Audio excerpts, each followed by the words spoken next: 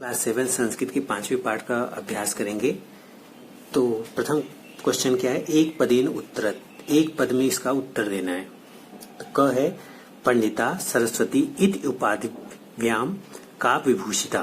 तो पंडिता और सरस्वती की उपाधि से किसको विभूषित किया गया? तो इसका आंसर क्या है, रमाबाई। तो रमाबाई जो थी उनको पंडिता और सरस्वती की उपाधि दी गई। रमा कुतः संस्कृत शिक्षा प्राप्तवती। रमा जो थी उनसे जो उन्हें जो है संस्कृत शिक्षा उन्होंने कहाँ से प्राप्त की? तो उन्होंने अपनी माता से प्राप्त की थी। इसका आंसर क्या होगा, स्वमातु। स्वमातु, अपनी माता से ये शिक्षा प्राप्त की। फिर अगला क्वेश्चन है, रमाबाई केन सह विवाहम अकुरुत। रमाबाई ने किसके साथ विवाह किया? तो विपिन बिहारी दासेन। किसके साथ उन्होंने विवाह किया? विपिन बिहारी दासेन, इनके साथ रमाबाई ने विवाह किया था। फिर क्वेश्चन है, कासाम शिक्षाए रमाबाई स्वकीयम जीवनम अर्पितवती। तो किसकी शिक्षा के लिए जो है रमाबाई ने अपना जीवन अर्पित कर दिया? तो वो क्या है, स्त्री राम, स्त्रियों की शिक्षा के लिए। स्त्री राम। रमाबाई उच्च शिक्षार्थ कुत्र अगच्छत। रमाबाई उच्च शिक्षा के लिए कहाँ गई? इंग्लैंड देशम। तो इसका आंसर क्या है, इंग्लैंड। इंग्लैंड देश गई थी, तो इंग्लैंड देशम। ठीक है। फिर अगला क्वेश्चन करते हैं। सेकंड क्वेश्चन क्या है, रेखांकित पदानि आधृत्य प्रश्न निर्माणम कुरुत। जो रेखांकित पद हैं, ठीक है, जैसे रमाया रेखांकित है, यहाँ पे पत्योरी रेखांकित है। तो जो रेखांकित शब्द हैं उनको देख करके हमें जो है प्रश्न बनाने हैं। तो पहला क्वेश्चन है, रमाया पिता समाजस्य प्रताड़नाम असहत। तो रमा के जो पिता थे उन्होंने समाज की प्रताड़ना जो है सही, तो कस्य होगा। तो रमाया की जगह अगर आपने लिख दिया कस्य, कस्य मतलब किसके पिता ने, कस्य, तो ये क्वेश्चन में हो जाएगा, कस्य पिता समाजस्य प्रताड़नाम असहत। तो ये इसके आगे का ये सारे आप शब्द लिखेंगे और रमाया की जगह कस्या लिख देंगे, तो ये क्वेश्चन मार्क में कन्वर्ट हो जाएगा, प्रश्न में कन्वर्ट हो जाएगा, जिसका आंसर ये होगा। फिर क्या है, पत्यु पर्णांतरम रमाबाई महाराष्ट्रम प्रत्यागच्छत। तो इसमें क्या होगा, कस्य, कस्य मरणांतरम। पत्यु की जगह आपको क्या लिखना है, कस्य, उसके बाद सारे शब्द ऐसे ही लिखने हैं, मरणांतरम रमाबाई महाराष्ट्र प्रत्यागच्छत। तो किसकी मृत्यु के बाद रमाबाई जो है महाराष्ट्र आई, वापस आई, तो पत्यु। फिर क्या है, तो रमाया की जगह यहाँ कस्या मैंने लिखा, पत्यु की जगह कस्य। फिर है, रमाबाई मुंबई नगरे शारदा सदनम स्थापित। तो रमाबाई ने मुंबई नगर में शारदा सदनम की स्थापना की। तो अब इसको अगर हमें अंडरलाइन क्या है, मुंबई नगर, तो इसको अगर क्वेश्चन में बनाना है तो मुंबई नगर की जगह आपको क्या लिखना होगा, कुत्र। तो रमाबाई कुत्र शारदा सदनम स्थापित। तो यहाँ इसकी जगह सिर्फ कुत्र लिख देना है, तो ये पूरा जो है क्वेश्चन मार्क में कन्वर्ट हो जाएगा। फिर क्या है, 1922 तमे ख्रीष्टाब्दे रमाबाई महोदयाया निधनम अभवत। तो 1922 में किसी रमाबाई की जो है मृत्यु हो जाती है।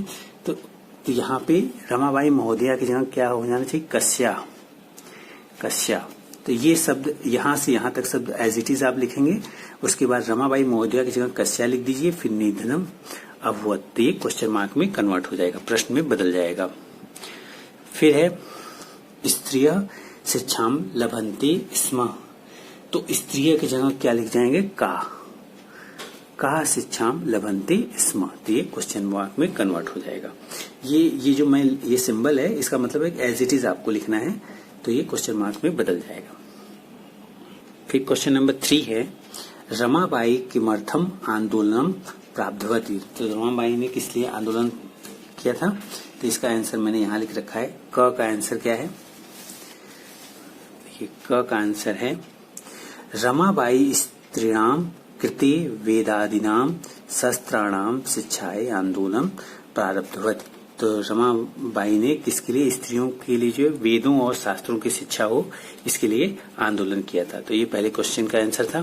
सेकंड क्वेश्चन है निस्सहाय स्त्रिय आश्रमे किम किम लभन्ते स्म। जो असहाय स्त्रियां थी आश्रम में उनके क्या क्या लाभ थे, तो उसका आंसर है निस्सहाय स्त्रिय आश्रमे मुद्रण टंकर काष्ठ कलादिनान अंच, ये अंच है यहाँ, ये च है, लभन्ते स्म। ठीक है, अब ग का देख लेते हैं। कस्मिन विषय रमाबाई महोदया योगदानम अस्मि। किस विषय में रमाबाई का योगदान है?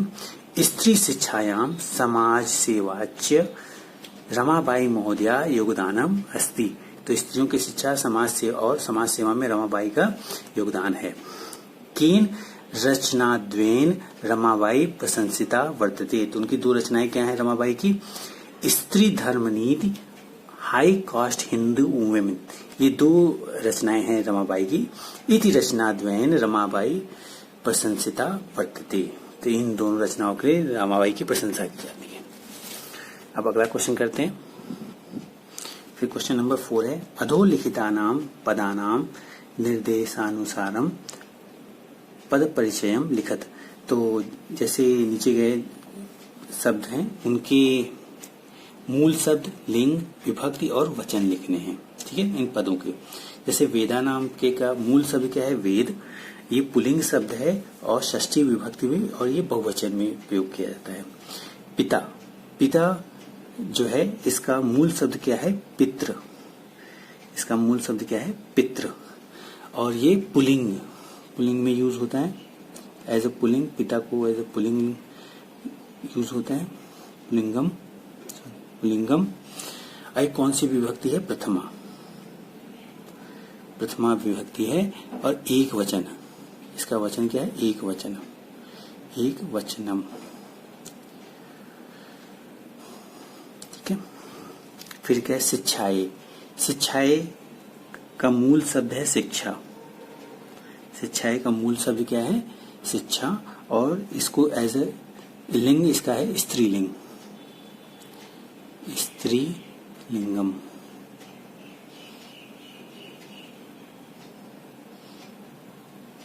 ठीक है, ये स्त्रीलिंगम है। और कौन सी विभक्ति है? चतुर्थी, चतुर्थी विभक्ति है और एक वचन में यूज होता है, एक वचनम। फिर कन्या, कन्या भी जो है इसका मूल शब्द है कन्या। मूल शब्द क्या है? कन्या। और स्त्रीलिंग में ही यूज होता है, ये स्त्रीलिंग है। और कौन सी विभक्ति है? ऐसे कन्या को प्रथमा और द्वितीय दोनों लिखते हैं, तो मैं यहाँ प्रथमा लिख दे रहा हूं। और बहुवचन में यूज होता है, बहुवचनम। फिर नारीणाम, नारीणाम इसका मूल शब्द है नारी। ठीक है, और स्त्रीलिंग में प्रयोग होता है स्त्रीलिंगम। ठीक है, विभक्ति ये है षष्ठी, षष्ठी विभक्ति है और बहुवचन में प्रयोग होता है, बहुवचनम। फिर है मनोरमया, तो इसका मूल शब्द है मनोरमा, मनोरमा। मूल शब्द क्या है? मनोरमा। और यूज होता है स्त्रीलिंग, स्त्रीलिंगम।